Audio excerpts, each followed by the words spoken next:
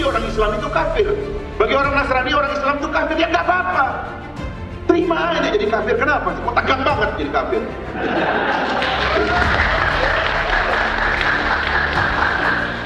Yang kita lerai itu adalah tidak ada terminologi kafir dalam konstitusi, tidak ada, sudah final. Yang kita lerai dan kita tolak dan kita larang, tidak boleh ada kata kafir dalam undang-undang, tidak mungkin dan kita jaga. Yang kita tolak tidak ada istilah kafir dalam kebijakan publik, tidak ada. Tapi dalam agama, ya nggak apa-apa, itu konsepsi iman kok. Kok kita nggak bisa saling menerima? Jadi terbiasalah dengan kata-kata kafir itu.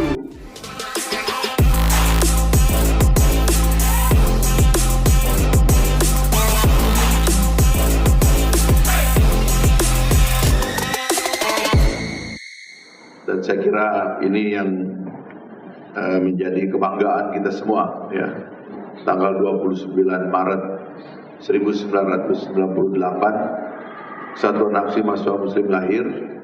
Dalam waktu yang tidak terlalu lama, 21 Mei 1958, pemerintahan Orde Baru mengundurkan diri. Terjadilah pergantian rezim yang luar biasa, yang menandakan satu era baru di Indonesia. Oleh para ilmuwan dan sejarawan dunia disebutkan bahwa peristiwa ini sebelum terjadi Arab Spring, ya, peristiwa mundurnya Presiden Soeharto di Indonesia adalah peristiwa terpenting yang terjadi dalam 100 tahun pada waktu itu di dalam tubuh dunia Islam. Dan alhamdulillah kita tahu dari situ terjadilah pergolakan untuk menemukan kembali bentuk Indonesia, ya, sampai kemudian dasar-dasar dari konstitusi negara berubah 4 kali, ya. Dan saya sudah sering mengatakan ini. Tapi saya ingin di kesempatan ini, karena saya berada di Pekanbaru, tempat pusat daripada kerajaan Melayu, pusat daripada salah satu komponen paling penting dalam sejarah Indonesia, ya. Dan ini saya kira harus semakin matang dimengerti oleh teman-teman sekalian, bahwa Indonesia itu akar Islamnya sangat kuat sekali, ya. Saya sudah sampai pada kesimpulan karena saya menemukan ada banyak upaya dari luar yang ingin mencerabut Indonesia dari akar Islam. Ini saya saksikan di banyak tempat, ya. Sehingga yang tumbuh dari pemikiran, dari budaya, dari kesenian, dari tradisi berpolitik dan tradisi berekonomi adalah hal-hal yang jauh dari akar kita. Padahal ini yang bisa membuat Indonesia itu bertahan lama. Tadi kalau dibilang menjaga Indonesia, ya, kita ini adalah akar yang paling besar dari sejarah bangsa ini. Karena itulah itu harus disadari secara dewasa, ya, secara matang, ya. Karena kesalahpahaman terhadap Islam itu adalah salah paham terhadap bangsa Indonesia.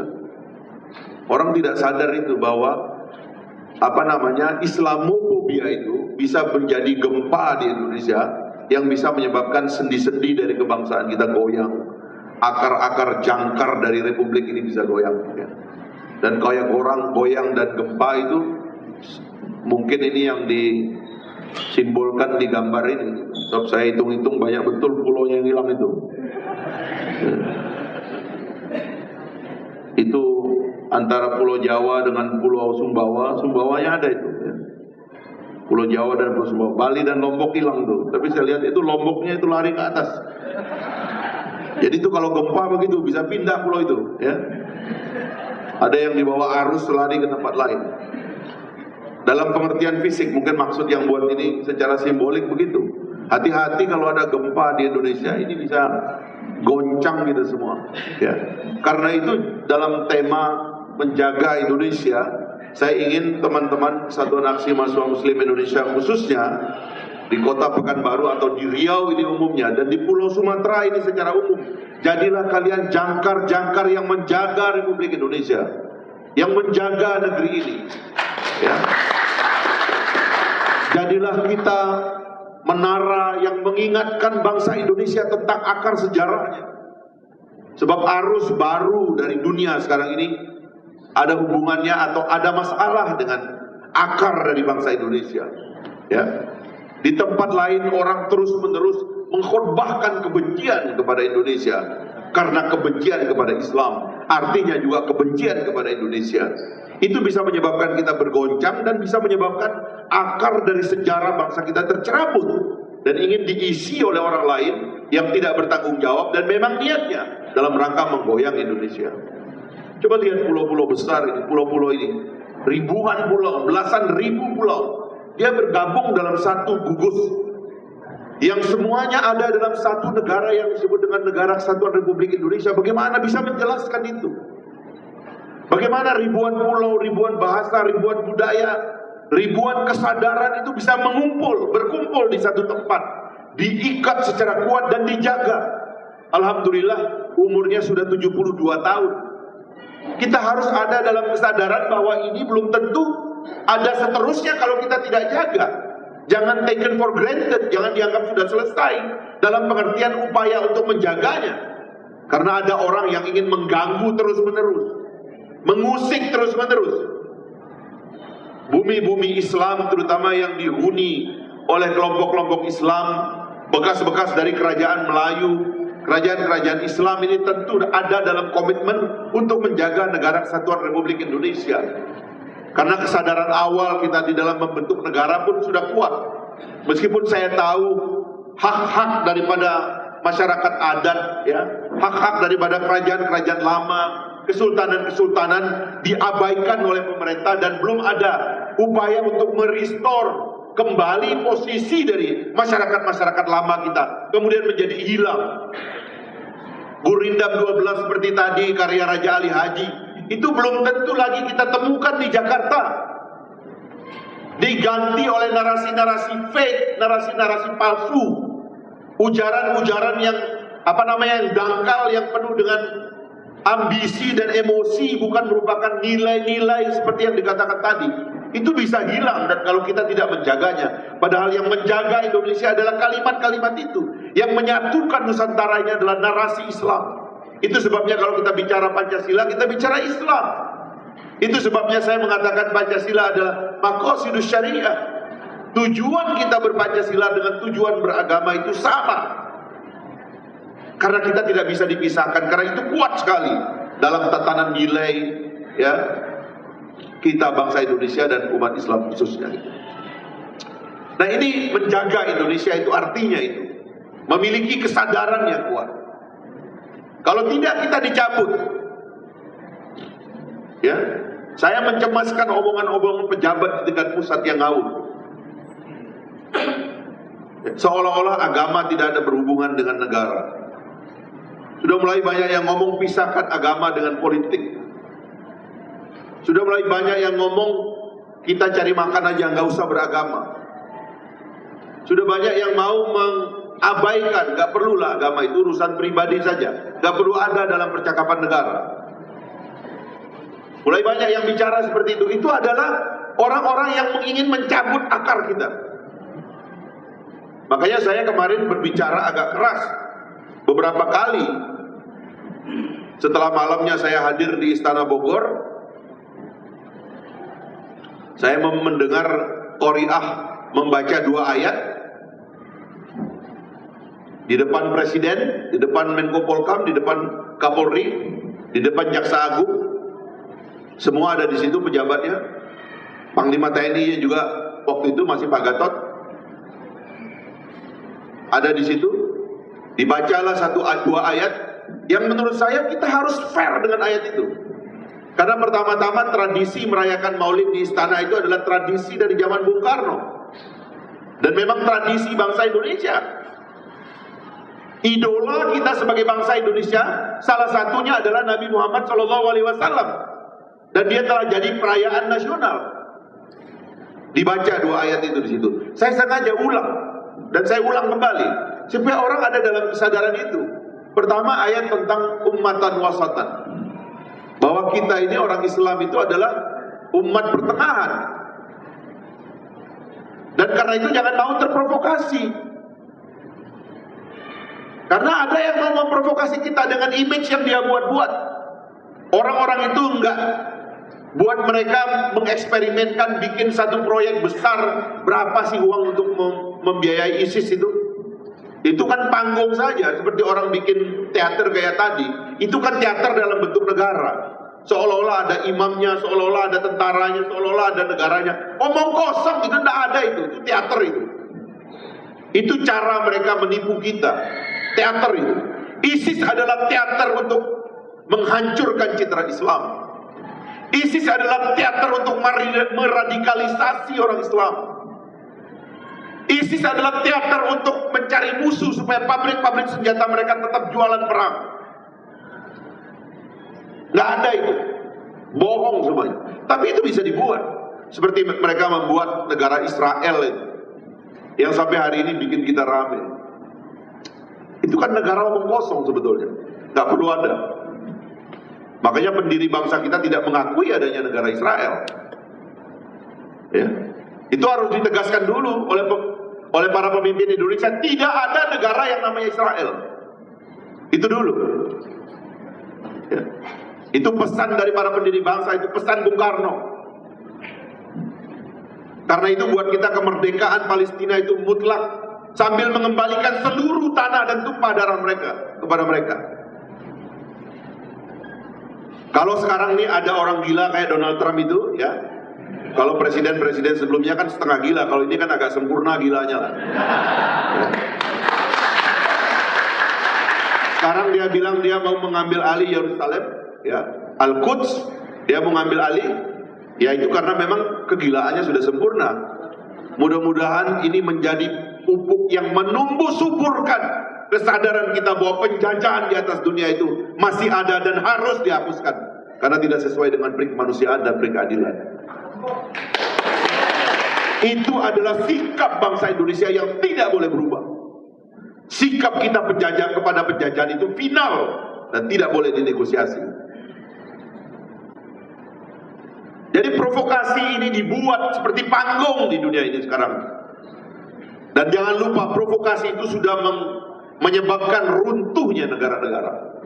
Orang tidak melihat persoalan Arab Spring itu. Sikap anti kepada negara itu menyebabkan terjadinya pemberontakan yang pada akhirnya membubarkan negara-negara. Syria itu bisa hilang. Untung Tunisia itu bisa konsolidasi. Libya secara de facto juga sudah hilang. Mesir akan pecah 3. Yaman masih sampai hari ini masih perang. Teluk ini, coba lihat aja sekarang kelakuan mereka terhadap Teluk ini. Setelah mereka mengadu domba antara Qatar dengan negara sekitarnya, itu negara-negara bisa muncul revolusi dan bisa hilang. Panggung ini adalah provokasi untuk menghancurkan tata dunia yang ada. Dan itu yang mereka lakukan secara serius. Nah, menjaga Indonesia, kita ini harus dalam kesadaran yang utuh, kesadaran yang final, kesadaran yang lapang, kuat, saling memegang hati di antara kita, pikiran-pikiran kita bersatu, jiwa raga kita ini harus bersama-sama untuk menjaga Indonesia. Jangan gampang terprovokasi omong kosong. Seperti teman-teman kita di Bali, kasihan itu saya lihat, terprovokasi untuk membenci Ustadz Abdul Somad. Hanya karena Ustadz Abdul Somad suka mengatakan kafir. Maka saya ulang kemarin bahwa kata kafir itu dibaca di Istana Negara. Muhammadur Rasulullah walladzina ma'ahu asyidda'u 'alal kuffari ruhama'u bainahum. Muhammad Rasulullah itu dan orang-orang bersama dia itu tegas kepada orang kafir dan berkasih sayang sesama mereka. Dibaca di istana di depan Pak Jokowi, dan Pak Jokowinya ngangguk-ngangguk. Pertanyaannya, apa kita orang Islam, ya, atau kita yang punya agama dan dalam konsepsi agama kita ada terminologi kafir? Apa agama lain tidak punya terminologi kafir? Semua agama punya terminologi kafir. Semua konsepsi agama, dalam agama Nasrani ada, dalam agama Hindu, Buddha bahkan ada, dalam agama Yahudi ada. Bagi orang Yahudi, orang Islam itu kafir. Bagi orang Nasrani, orang Islam itu kafir. Ya nggak apa-apa. Terima aja jadi kafir. Kenapa sih? Kok tegang banget jadi kafir?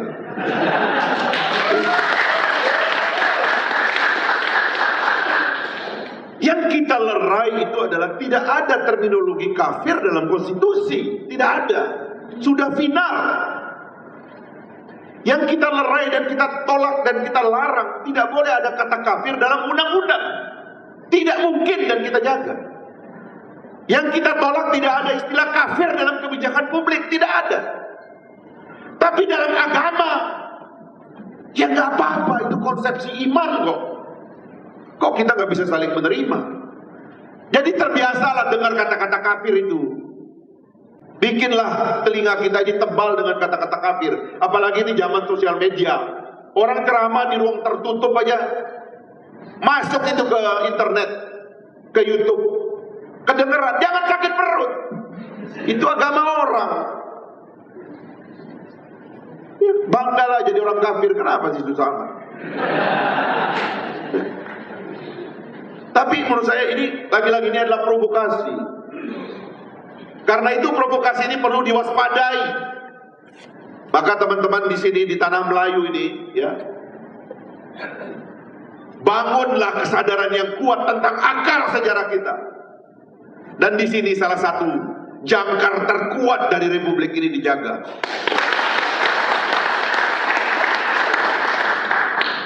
Indonesia ini adalah negara unik yang luar biasa. Banyak orang yang tidak masuk akal membaca Indonesia ini.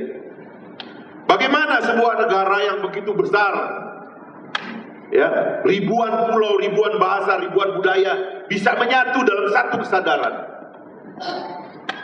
Mungkinkah itu terjadi kalau bukan karena orang Islam? Mungkinkah itu terjadi kalau bukan karena kesadaran untuk bersama-sama itu muncul dari awal?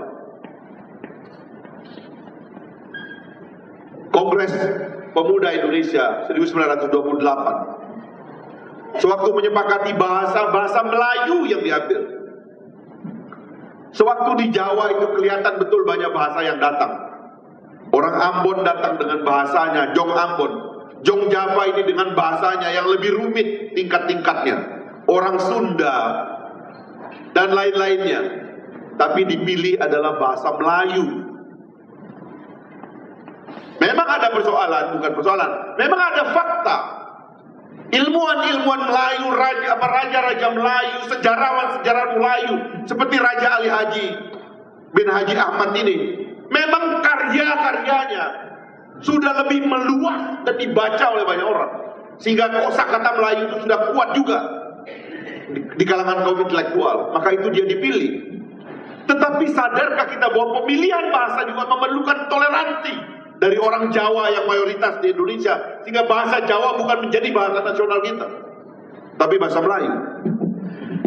Jadi backbone ini kita harus jaga, kita harus perkuat, kita harus berani untuk mengatakan Indonesia ini kompleks, jangan disederhanakan. Sekarang muncul orang-orang yang ingin menyederhanakan Indonesia dengan cara yang salah, dan kita tidak mau melakukan itu, ya. Indonesia ini rumit, karena itu harus dikelola dengan cara rumit. Kalau yang tidak sanggup mengelola Indonesia secara rumit, keluar saja dari gelanggang. Ada generasi baru yang siap mengelola Indonesia ini dengan segala kompleksitasnya dan menerima seluruh perbedaan yang ada. Seperti kasus Porpu Ormas itu adalah penyederhanaan. Tidak sanggup melihat Indonesia yang rumit. Pemikiran-pemikiran keagamaan dianggap menentang pemikiran bernegara. Masa pemikiran tentang khilafah ditakuti? Ngerti nggak itu apa itu khilafah itu? Nggak senang berdiskusi, tapi ingin menggunakan kekuasaan. ISIS itu nggak akan laku di Indonesia. Segala ekstremisme nggak akan laku di Indonesia. Nilai dasar dan cita-cita dasar bangsa ini adalah nilai moderat. Dan itu makna dari ayat Al-Quran yang dibaca oleh di istana itu, yang seharusnya jadi platform. Wa kadzalika ja'alnakum ummatan wasatan litakunu syuhada'a 'alan nas. Dan demikianlah Tuhan menjadikanmu umat yang adil, umat pertengahan, umat yang netral, karena kamu akan menjadi saksi bagi manusia. Itu loh caranya, didoronglah orang itu ke tengah. Jadi bukan setiap hari mengkampanyekan dan meneruskan seolah-olah ekstremisme itu terus diproduksi, lalu melakukan tekanan kepada publik yang moderat-moderatnya hari jadi radikal semua. Orang-orang jadi keras. Gak boleh begitu. Itu adalah narasi dan khotbah dari kaum imperialis, ya, yang ingin memecah belah bangsa Indonesia. Tidak gampang mempertahankan bangsa ini karena kerumitannya itu. Tapi jangan disederhanakan, karena penyederhanaan ini bisa berakibat fatal. Orang kita tidak sederhana dari awal kok. Apalagi apabila yang ingin diganggu dan disederhanakan itu adalah fakta-fakta tentang Islam. Di Provinsi Riau tadi malam saya ketemu dengan Pak Gubernur, ada 26 kerajaan dan kesultanan yang sudah ada. Jangan kemudian mau ditakar, dihilangkan seperti sekarang ini. Kerajaan-kerajaan gak dihormati, kesultanan-kesultanan gak dianggap. Itu yang pertama yang saya ingin terus kita gali. Yang kedua, saya sering mengatakan ke teman-teman, kita ini akan mengalami fase 20 tahunan. Dan itu berbahaya sekali, karena dalam fase 20 tahunan itu, dalam pengalaman sejarah kita, sering ada peristiwa besar yang menjadi penanda turunnya sejarah kita atau naiknya sejarah kita. Saya kemana-mana bilang begitu. Maka kita bikin pawai, ya, yang disebut dengan pawai kebangsaan itu, pawai persatuan. Karena kita perlu waspada. Budi Utomo, Sumpah Pemuda, ujian kepada ideologi bangsa, lahirnya Orde Baru, ujian kepada Orde Baru, tumbangnya Orde Baru, itu semua dalam fase 20 tahunan. 08, 28, 48, 68, 78 ujiannya, 98 Orde Baru tumbang. 21 Mei 1928. Dan tahun depan, ini udah tahun depan, bentar lagi tahun depan ini.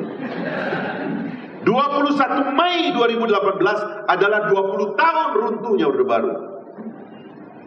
Kalau kita nggak hati-hati, ini pemanasannya udah ada. Karena saya sedih Pak Jokowi nggak sadar apa yang terjadi ini. Bahwa divisi di dalam tubuh bangsa kita ini dibiarin.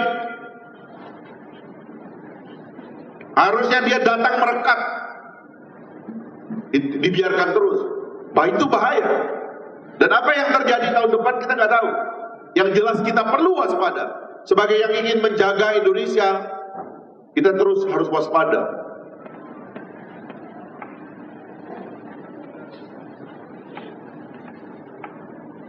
Ini hitung hari. 2019 ada Pilpres dan Pileg secara bersamaan. Pencoblosannya itu 17 April 2019. Jarak antara Mei tahun depan dengan April itu kira-kira 11 bulan. Ini harus ada dalam hitungan dan kesadaran kita. Maka kita harus melakukan marching, melakukan pawai untuk menyadarkan anak-anak muda, waspadalah anak-anak muda. Mudah-mudahan itu peristiwa Bali kemarin itu adalah yang terakhir dari ketidaksadaran kita bahwa memang kita ini kompleks, memang Indonesia tidak bisa sederhana dan tidak bisa disederhanakan. Saya pernah mengalami, saya nggak pernah punya masalah dengan orang Minahasa. Gubernurnya itu sahabat karib saya, Oli Dondo Kambe. Sampai hari ini kami bersahabat dekat sekali. Tiba-tiba saya diundang, saya datang, tiba-tiba ada demonstrasi masuk sampai ke airport. Provokasi. Itu bukan masyarakat. Hati-hati dengan provokasi. Indonesia ini terlalu rumit dan ada orang yang tidak mau melihat Indonesia ini rumit. Tidak mau melihat fakta bahwa kita ini memang berbineka. Ada yang mau menyederhanakan dengan cara yang tepat dan ini berbahaya. Sekali lagi fase 20 tahunan ini waspadalah kita. Dan kita anak-anak muda harus siap untuk menjadi jangkar yang menjaganya. Provokasi bisa datang dari luar, bisa datang dari dalam, tapi jangkar kita harus kuat. Saya percaya pada generasi ini. Saya percaya kesadaran pada generasi ini lebih kuat. Generasi ini lebih rileks. Ya, coba lihat tadi itu kan, sehabis pertunjukannya itu Saya komentar dari awal, kalau yang fase anak-anak kecil tadi itu luar biasa. Kemarin saya tiba di sini disambut dengan tarian. Ya. Orang Indonesia ini seluruhnya, kalau kata Pak Gatot, semua suku bangsa di Indonesia ini punya tarian perang. Dan biasanya itu dipakai untuk menyambut tamu, karena itu bagian daripada upaya untuk memuliakan tamu. Karena itu semua bangsa ini adalah bangsa ksatria. Semua orang datang disambut terutama dengan sirih. Makanlah sirih. Orang Aceh menyambutnya dengan sejuk. Orang datang tuh langsung dikasih makan, bahkan saya dikasih bekal. Untung saya nggak di OTT pada waktu itu. Dikasih uang amplop isinya 100.000. Setiap kepala suku memberikan uang. Simbolik. Tidak ada yang lebih memuliakan tamu selain bangsa Indonesia ini. Disambut luar biasa. Itu generasi awal kita. Generasi yang ramah. Ya. Yang mudah sekali untuk saling menerima dan memaafkan tentunya. Tapi seperti di dalam pertunjukan tadi ditunjukkan, setelah gurindam dibaca, berikutnya kita memakai bahasa anak sekarang. Kita rap gitu, nggak apa-apa. Di rap itu supaya gampang dipahami, supaya gampang dinikmati. Karena itulah kompleksitas juga. Ada kompleksitas generasi yang harus diterima juga. Fakta bahwa generasi bertumbuh, kesadaran berubah-ubah, nggak apa-apa. Tapi core kita sebagai bangsa itu harus tetap kuat. Jati diri kita harus tetap kuat. Siapa kita orang Melayu ini? Orang-orang yang kuat pendiriannya. Orang-orang yang apabila sudah berpegang dan hatinya mengatakan, ini keyakinan saya, ini akan kita jaga, ini akan kita bela. Bukan berarti dengan berkeyakinan kita tidak toleran. Kita mau diseret kepada arus, jangan berkeyakinan. Sebab berkeyakinan artinya tidak toleran. Kita tidak mau ini. Tradisi kita mengatakan berkeyakinanlah supaya kamu toleran. Sebab begitu kita tidak berkeyakinan, air bah dari seluruh dunia ini akan datang dan menggerus kita. Kadang-kadang kompleksitas berpikir ini yang tidak dipahami oleh satu level generasi. Dan saya percaya generasi ini mampu melakukannya. Karena itu, saya juga percaya apabila sejarah bangsa kita akan menaik ke depan, saya percaya kepemimpinan yang lebih mengerti kompleksitas insya Allah akan memimpin Indonesia. Tapi saya takut sekali apabila yang memimpin Indonesia ini berasal dari generasi yang tidak suka dengan kompleksitas, lalu kita mau disederhanakan. Sekali Indonesia mau disederhanakan, Indonesia bisa bubar. Ini pengertian saya. Dulu perangkat teknologi belum memungkinkan kebebasan yang luas, sehingga otoritarianisme bisa masuk dan bahkan bertahan. Tapi umur dari otoritarianisme itu makin lama makin pelan. Sekarang bangsa kita telah mengambil jalan demokrasi. Konstitusi kita ditata dengan sistem demokrasi. Kesadaran-kesadaran dasar tentang hak-hak manusia di dalamnya kuat sekali. Teknologinya mendukung. Semua orang sekarang punya kebebasan di ujung jarinya. Dan orang itu berkomunikasi kadang-kadang dengan orang yang kita tidak tahu, karena dia bisa pakai anonim. Kadang-kadang orang itu ada di satu meja lagi makan dengan keluarganya, tapi dia bercakap orang lain dengan orang lain yang ada di dunia lain. Ini kebebasan baru yang ada. Ini tidak bisa disederhanakan. Terimalah kompleksitas ini. Dan saya percaya ada generasi baru yang bisa mengelola kompleksitas seperti ini. Dan inilah generasi di mana generasinya teman-teman kami, ormas-ormas, OKB-OKB pemuda yang hadir dari hari ini, mereka lah yang akan bisa mengelola Indonesia secara lebih baik. Masalah yang muncul di Indonesia sekarang ini, kalau menurut saya, bukan karena masalahnya berat, tapi karena kapasitas orang yang mau menyelesaikannya lemah. Dalam negara, apabila kapasitas kita rendah, masalah itu muncul dia seperti raksasa. Ya, makanya nanti tadi saya mau kritik, bukan kritik. Saya tidak punya persoalan, tapi cara orang memberantas korupsi ini kuno. Itu merusak. Tidak ada korupsi yang seperti yang dikatakan itu, fiksi semua itu. Korupsi itu nggak begitu. Korupsi itu bukan transfer amplop. Korupsi itu adalah transfer uang negara dari dalam pipa negara keluar ke tempat yang kita tidak tahu. Itulah korupsi. Tiba-tiba diubah menjadi transfer amplop dari swasta ke swasta, dari pejabat negara ke pejabat negara, atau dari swasta ke pejabat negara. Itu bukan. Itu fiksi. Yang namanya kerugian negara adalah apabila aset negara dihilangkan, apabila pipa APBN dibor dan airnya dikeluarkan. Itu korupsi. Kita semua ditipu sekarang. Korupsi itu bukan itu lagi. Makanya audit BPK nggak dipakai. Padahal itu yang ada kerugian negaranya. Hati-hati kalian, bikin kajian yang benar. Jangan mau dibohongi. Banyak orang bohong sekarang di dunia ini. Mulai dari Donald Trump sampai ke bawah-bawah sini banyak juga orang bohong semua.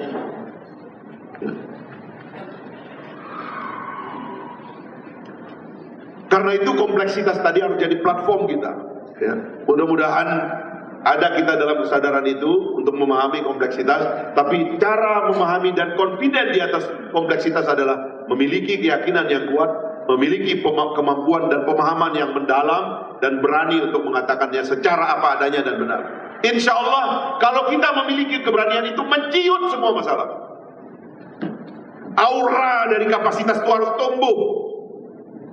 Pemimpin yang hebat adalah ketika dia tampil, aura dari kapasitasnya tumbuh sehingga semua masalah menciut. Itu akan hilang dengan sendirinya. Baru lihat auranya aja, belum dia kerja. Nah, kalau kita ini punya pemimpin yang kapasitasnya diragukan, aura dari persoalan itu yang akan membesar, dan kapasitas pemimpin kita makin lama kelihatan menciut. Itu dialektika dalam sejarah. Maka yang muda-muda ini harus punya keberanian menggugat cara-cara lama. Saya mengatakan kalau saya jadi presiden, setahun korupsi hilang dari Indonesia ini. Sebab saya percaya kebaikan orang Indonesia, saya percaya nilai-nilai Indonesia, saya percaya agama dan budaya Indonesia, saya percaya kebaikan orang Indonesia. Tidak ada yang mau korupsi. Tapi kalau definisi korupsi diubah-ubah supaya masalah kelihatan ada, itu yang harus diselesaikan terlebih dahulu. Dan itu yang terjadi sekarang. Tanya aja Pak Jaksa, itu pasti dia setuju dengan saya. Nah, itulah saya kira yang ingin saya sampaikan teman-teman sekalian. Maju terus, mulai bekerja, membaca yang banyak. Jangan banyak nge-tweet, jangan banyak. Kalau belum ada ilmunya, jangan banyak sosial media dulu. Baca buku dulu. Baca naskah. Ini orang Melayu di sini bikin perpustakaan ini di perpustakaan ini. Ini perpustakaan ini isinya kaya, baca semua. Saya waktu kuliah dulu, semua waktu saya itu banyak di perpustakaan, nggak ada di tempat lain. Kalau ada demo saya baru keluar. Kadang-kadang kelas pun saya nggak ikut karena saya membaca buku. Ini jangan sibuk ini, halo, lagi makan foto lagi, ini foto lagi. Nggak ada kerjaannya, buku nggak ada yang dibaca. Ya kan? Itu kata seperti kritik Ustaz Abdul Somad itu. Silaturahim pun sudah tidak ada. Ya, ulang tahun foto lagi sama itu. Selamat panjang umur, amin amin amin amin. Orang sunatan juga itunya dipoto. Amin amin amin amin. Lagi kawin pun begitu, foto, amin amin amin. Orang meninggal pun dipoto, amin amin amin di bawahnya. Nggak ada yang mau datang. Nah, ini bala ini ya. Ini sosial media perlu juga dicermati supaya jangan kapasitas kita melemah karena kita menjadi dangkal. Sosial media ini adalah platform yang dangkal.